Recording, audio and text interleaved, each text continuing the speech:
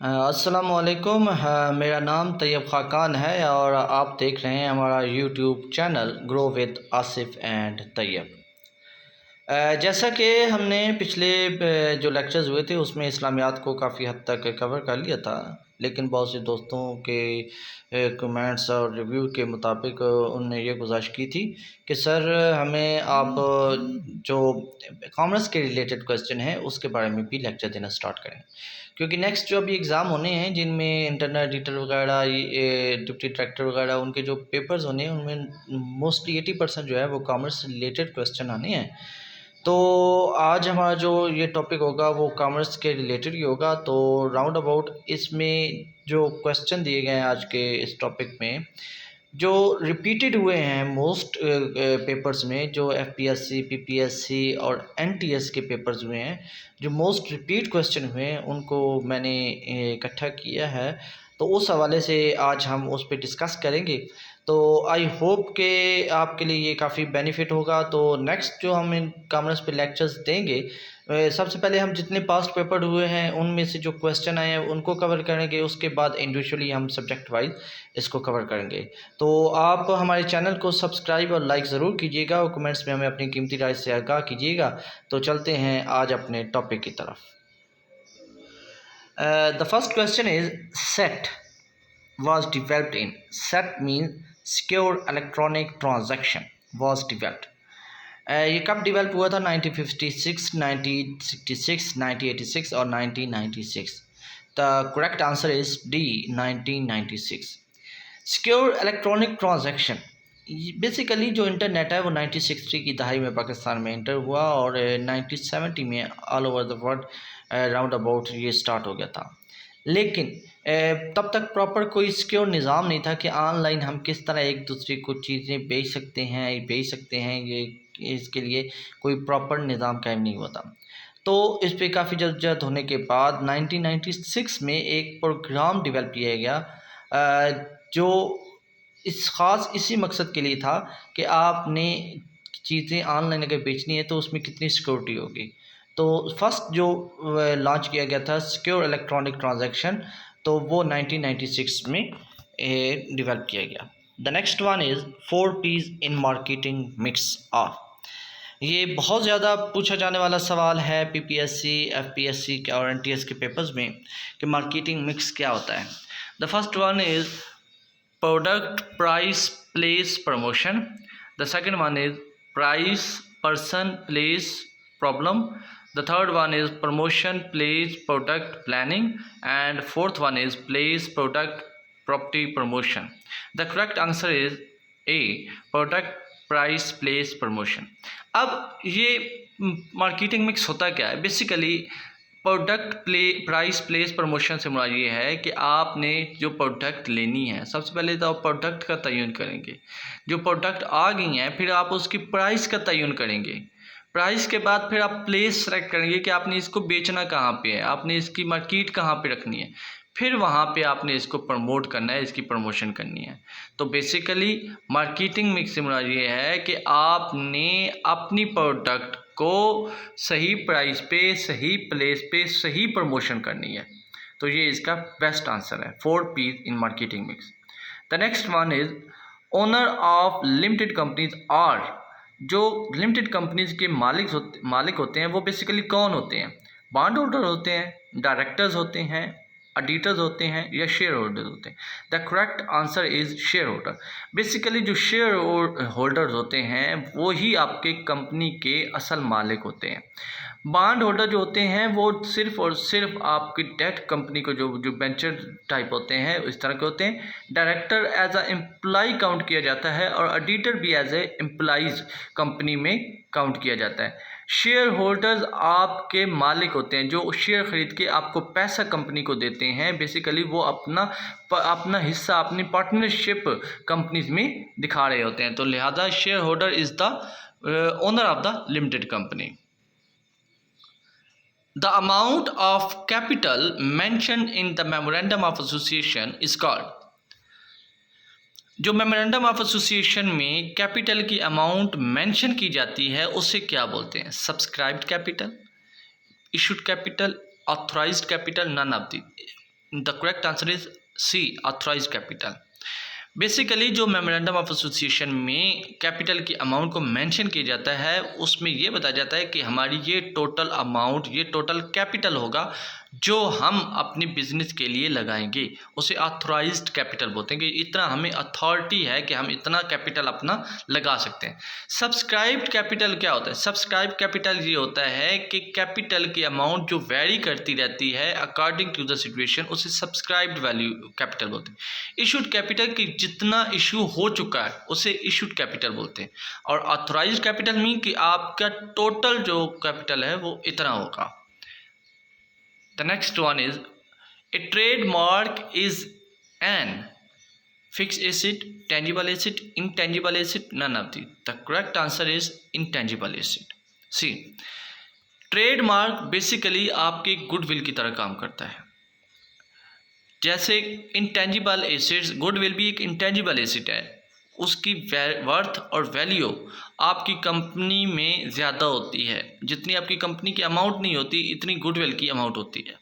फ़र्ज़ करें आपकी कंपनी एक 10 लाख की है और आपकी गुडविल इतनी ज़्यादा है कि आप उसका 1 करोड़ तक मांग सकते हैं। मतलब अब कंपनी की वर्थ देखें, गुडविल के लिहाज से चलती है। हम अक्सर जाते हैं, हम दुकान पे जाते हैं, हम कहते हैं जी पेप्सी या कोक की बोतल दे दें। कभी हमने वो चीज़ नहीं मांगी जो गुडविल में ना हुई हो, जैसे मरिंडा, 7 अप, स्प्राइट, ये शाज़ नादिर 1% लोग मांगते हैं। नहीं तो मोस्टली हम क्या कहते हैं, दुकान पे जाते हैं एक कोक की बोतल देना, एक पेप्सी की बोतल देना। तो मतलब उनकी उनकी गुडविल इतनी ज़्यादा हो गई है कि वो उस नाम के अब पैसे कमा रहे हैं। तो ट्रेडमार्क भी बेसिकली गुडविल की एक किस्म है, ये इंटेंजिबल एसेट्स होता है। The next one is the term debentures means, debenture का क्या मतलब है? Long term debts, short term debts, asset, none of the. The correct answer is long term debt. Debenture basically long term debts होते हैं। जब company किसी भी person से लेती है, उधार लेती है, डेट्स लेती है, तो वो लॉन्ग टर्म के लिए लेती है, तो उसको एक डिबेंचर्स इशू किए जाते हैं। वो जो डिबेंचर्स होते हैं वो बेसिकली लॉन्ग टर्म डेट्स के लिए होते हैं। Is the distribution of funds or money paid to stockholders or as part of the corporation's accumulated profit? Stock dividend, cash dividend, property dividend, liquidating dividend. The correct answer is cash dividend. Cash dividend is the distribution of funds or money. Cash dividend जो होता है ये fund और money की ऐसी तकसीम है, paid to the stock holder, जो स्टॉक होल्डर्स होते हैं उनको जो पे की जाती है as part of the corporation accumulated profit. जो कंपनी या कॉर्पोरेशन के प्रॉफिट इकट्ठा होता है उसमें से, यानी कंपनी का जो एक्यूमुलेटेड प्रॉफिट होता है उसमें से जो स्टॉक होल्डर्स को मनी की तकसीम की जाती है उसे कैश डिविडेंड बोलते हैं। The next one is internal control within the business entities are also referred to as, जो बिजनेस के अंदर एक दूसरे की चेक एंड बैलेंस होती है, इंटरनल कंट्रोल होता है, उससे क्या बोलते हैं? Internal check, internal audit, operational control, none of the. The correct answer is operational control. Internal control within the business, जो एक बंदा दूसरे बंदे के साथ ऑटोमेटिकली कनेक्ट हो रहा है, रीचेक हो रहा है, तो उसे ऑपरेशनल कंट्रोल बोलते हैं। लाइकवाइज फॉर एग्जांपल कोई भी प्राइवेट कॉलेज हो, अब प्रिंसिपल जो है वो ये ऑर्डर देता है अपने चौकीदार को, अपने गार्ड्स को कि आपने जब प्रोफेसर गेट में इंटर हो आपने उसका नाम और टाइम नोट कर लेना है, और जब एग्जिट हो तब भी टाइम और नाम नोट कर लेना है। इसी तरह एक नैब कासिद जो है उसकी ये ड्यूटी लगा दी जाती है कि आपने गैलरीज में बैठा है, जो भी टीचर जिस वक्त क्लास में इंटर हो आपने टाइम नोट करना है, और जब वो क्लास से बाहर आए तब भी आपने टाइम नोट करना है। अब बेसिकली ये ऑपरेशनल कंट्रोल है, एक दूसरे के चेक एंड बैलेंस है। इसी तरह टीचर्स को कहा जाता है कि आपने देखना है कि वो नैब कासिद वहाँ पर बैठा है कि नहीं बैठा, अगर गायब है तो कितने मिनट से गायब है, आपने वो टाइम नोट कर लेना है, जो हर एक टीचर को। अब बेसिकली ये ऑपरेशनल कंट्रोल किया जा रहा है, तो ऑटोमेटिकली ये इंटरनल चेक भी हो रहा है और एक दूसरे के इंटरनल ऑडिट भी हो रहा है। The next one is accommodation bill is a type of promissory note, bill of exchange, letter of credit, none of these. The correct answer is bill of exchange. Basically accommodation bill जो होता है ये bill of exchange की ही एक किस्म है, जिसकी वजह से इस bill of exchange is the right answer. The next one is a public company is entitled to commence its business activities after obtaining certificate of incorporation, certificate of commencement, memorandum of association, none of these. और correct answer is certificate of commencement. कोई भी public company जो है वो अपना business start कर सकती है after the certificate of commencement. Certificate of commencement जब उसे मिल जाता है तो वो अपना बिजनेस स्टार्ट कर सकती है. मेमोरेंडम ऑफ एसोसिएशन कंपनी का अपना होता है जो वो खुद बनाती हैं, लिहाजा उसके साथ कोई ताल्लुक नहीं है कि बिजनेस वो कब स्टार्ट करे. सर्टिफिकेट ऑफ इनकॉर्पोरेशन इसका भी इससे कोई ताल्लुक नहीं है कि इनकॉर्पोरेशन का जो सर्टिफिकेट होता है वो भी अपना होता है, वो उसे मिले तब वो स्टार्ट करें. बेसिकली सर्टिफिकेट ऑफ कमेंसमेंट कि उसको लीगली जो ऑथराइज किया जाता है उसके बाद वो अपना बिजनेस स्टार्ट कर सकता है. Which document is necessary for a private company to start its business. Private company कोई भी है उसके लिए क्या ज़रूरी होता है, कौन सा डॉक्यूमेंट रिक्वायर्ड होता है जिसके बाद वो अपना बिजनेस स्टार्ट कर सकता है. Certificate of commencement business, certificate of incorporation, non disclosure agreement, none of these. The correct answer is certificate of incorporation. जो प्राइवेट कंपनी है वो अपना बिजनेस स्टार्ट कर सकती है after the certificate of incorporation. इसमें क्या था, इसमें था the commence business activities after obtaining कि वो अपनी बिजनेस एक्टिविटीज कर सकती है सर्टिफिकेट ऑफ कमेंसमेंट के बाद. इसमें है कि वो अपना बिजनेस स्टार्ट कर सकती है सर्टिफिकेट ऑफ इनकॉर्पोरेशन के बाद. आई होप आप दोनों में आपको वो जो कन्फ्यूजन है वो क्लियर हो गई होगी. The next one is the document issued by the exporter contain the value of export goods is called. ऐसा डॉक्यूमेंट जो एक्सपोर्टर इशू करता है गुड्स की वैल्यू के लिहाज से उसको क्या बोलते हैं, credit note, commercial invoice, proforma invoice, डेट note. The correct answer is commercial note invoice, commercial invoice. यानी जो एक्सपोर्टर है, जो एक्सपोर्ट करने वाला है, वो गुड्स की एक्सपोर्ट की वैल्यू के लिहाज से जो डॉक्यूमेंट इशू करता है उसे कमर्शियल इनवाइस बोला जाता है. The next one is minimum legal constraint are endured by cooperative society, sole proprietorship, partnership, none of these. The correct answer is sole proprietorship. जो मिनिमम लीगल कॉन्स्ट्रेंट है, जो minimum requirement है कोई भी business start करने के लिए, उसके लिए सोल प्रोप्राइटर होना ज़रूरी है. एक अकेला बंदा भी अपना बिजनेस स्टार्ट कर सकता है. The doing business report is an annually published report which is published by. Doing business report जो होती है, जो एनुअली पब्लिश की जाती है, वो कौन पब्लिश करता है, Asian Development Bank, World Bank Group, World Trade Organization, none of the. The correct answer is World Bank Group. हर मुल्क की जो रिपोर्ट, एनुअल रिपोर्ट होती है, डूइंग बिजनेस रिपोर्ट, वो वर्ल्ड बैंक ग्रुप जो है वो पब्लिश करते हैं.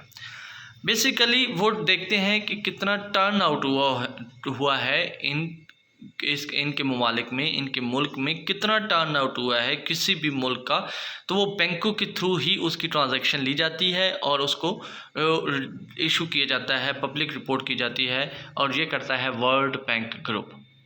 Certificate of origin is must for export, import, local trade, all of these. Correct answer is export. Certificate of origin जो है ये एक्सपोर्ट के लिए ज़रूरी होता है, इसलिए ये लेना, जब आप एक्सपोर्ट करते हैं तो उसके लिए सर्टिफिकेट ऑफ ओरिजिन का लेना बहुत ज़रूरी है. तो ये था हमारा आज का टॉपिक, जो मोस्ट इम्पॉर्टेंट क्वेश्चन थे जो बार बार रिपीट हुए हैं FPSC, PPSC और NTS के पेपर में. तो आई होप कि आपको अच्छी तरह इसकी समझ आ गई होगी. आई होप कि आप इसको बार बार पढ़ेंगे, रिपीट करेंगे.